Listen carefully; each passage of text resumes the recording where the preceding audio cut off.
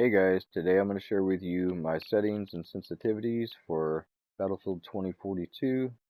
The default settings didn't feel very good to me, so I went ahead and went into the advanced and changed quite a bit with the um, ratio for the vertical and also the dead zones and acceleration.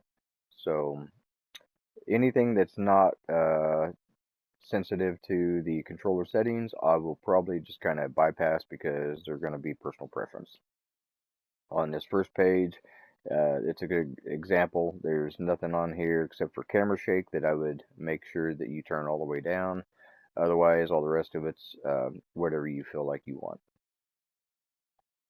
Display, field of view is 60 pretty much across the board for me. 55 is default, I believe, and I usually go around 70 to 80, but on this game it was a little bit harder to see when I was in a chopper or something like that. So I went ahead and put it at 60 and it felt pretty comfortable to where I could see, but it also felt good with my sensitivities because always keep in mind, anytime you change your field of view, it's going to make the sensitivity feel different. So what I always like to do is find a field of view I like and then set my sensitivities to it, because if you put your sensitivities where you like them and then you change your field of view, it's going to make your sensitivities feel different. Um, the other thing I would do on this page is motion blur, turn it all the way down. My ADS field of view, I like to have it on just for the fact that I like the same field of view when I'm aiming in my scope as then when I transition back into first person. But that's the only reason why I have it on. It's not a must. It's preference. All these, I didn't really think it looked very good, and I don't know if it does a performance hit on console, but I turned them all off anyway. Personal preference again. General HUD, camera shake is down, and my compass, I have it on ADS only just because there's less on the screen, and I don't normally need it unless I'm aiming and then I can tell them what direction the enemy is. Um, these are very important. This is what default looks like. I don't think it looks very good, so I would go in and change your colors to custom and put them whatever you're familiar with. I do the green, blue, and red. Um, Kill feed, I just have it to where it's showing my squad. That way there's less on screen and it's just showing what's in my vicinity. Crosshairs, I always change it to like a yellow or a gold because it seems to stand out way better than the white that's default. So I would change that. And any of these are really pretty good to know and remember. That way you know if you get a headshot on a guy or if you are breaking armor. Um, but I think anything else on here is pretty much um, whatever feels comfortable. Minimap, I have it just faded out a little bit, just so, like I said, it's not so bold on the screen. And 10 worked good for me, and all the rest I think is pretty much set at default. Sound, it depends on what you're using, but that's all up to you. Controller, soldier buttons, the only thing that's changed is one button, and I'll explain that later when we get down to that point. But everything else is pretty much default or what I'm used to on my old games, like Battlefield 4. I was used to the Legacy alternate. Um, that's the only reason why these are set the way they are. Controller vibration, I would turn off. Soldier aim sensitivity is 24%.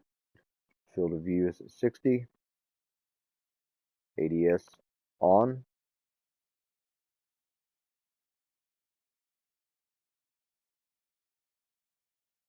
Soldier zoom aim, I would say I had it at 100, which was default, and I turned it down to 95, and it felt like it gave me a little bit more control. So I would suggest if you use my settings to knock that down to 95, and then you can move it however you feel you need. Revive, I like both of these on toggle. It's easier if you got an enemy come up to be able to get out of the animation. The acceleration, that's why I can have my soldier at a lower sensitivity setting, because the acceleration's on 35. The vertical aim, 35 as well. This one, it won't let me change, so I'm assuming that it has to do with maybe the combination of these, or at least one of these. But yeah, I can't do anything with that, and I'm not real sure why. Uniform soldier aiming on. And on my zooms, I have 95 all the way up to 5 times. And then from 5 times to 10 times, it's 90. Vehicles, 10% sensitivity. Third person, 60 again. Aim sensitivities. These felt pretty comfortable, but the free look, it was way fast for me when I first started playing, so I bumped it down to 60. Aircraft, 77. That was a kind of a sweet spot for me. The helicopter control assist, if you're an experienced pilot, make sure you turn that off because it is a real hindrance. If you're a newer pilot, you might want to have it on. It does help keep you level, but like I said, if you know how to fly at all, it's really it really kind of sets you back, I think. The aiming acceleration on vehicles all the way down. Vertical again, instead of 35, it's on 36 on the vehicles. I like the aiming on, the uniform aiming on vehicles. It just seems like the same thing with the soldier. I got more movement. It's not as restricted. It just feels more comfortable to me. Everything else is default. And then when we get into the tuning, that's where I set the dead zones. Left stick dead zones 10. I believe these are both default still. This is important. Turn the threshold down a little bit. You can feel a difference in it.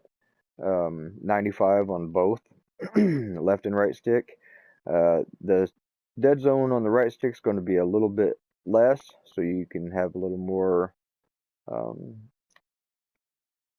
speed. So 7 for that. And then 0 on the dead zone, 0 on the dead zone. These really didn't seem to matter to me. Accessibility, we'll go to the, let's see.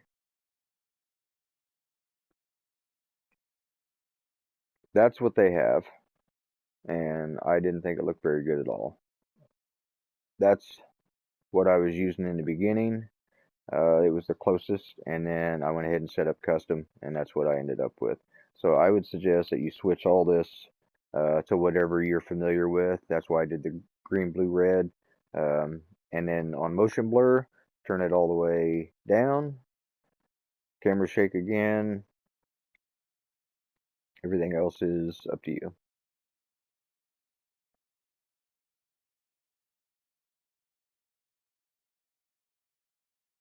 All this is default.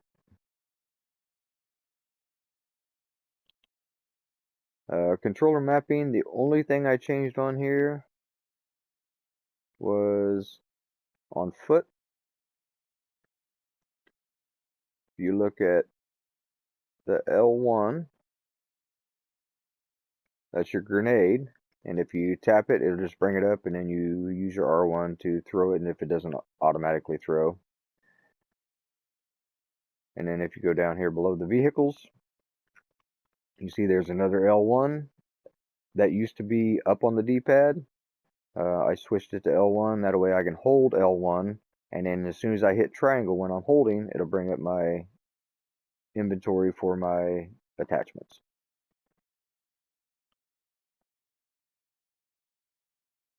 I don't believe there was anything else changed in this menu. The only thing that looks different is my accelerate and reverse for the transport. That was because I changed the ground vehicle in controller schemes to alternate.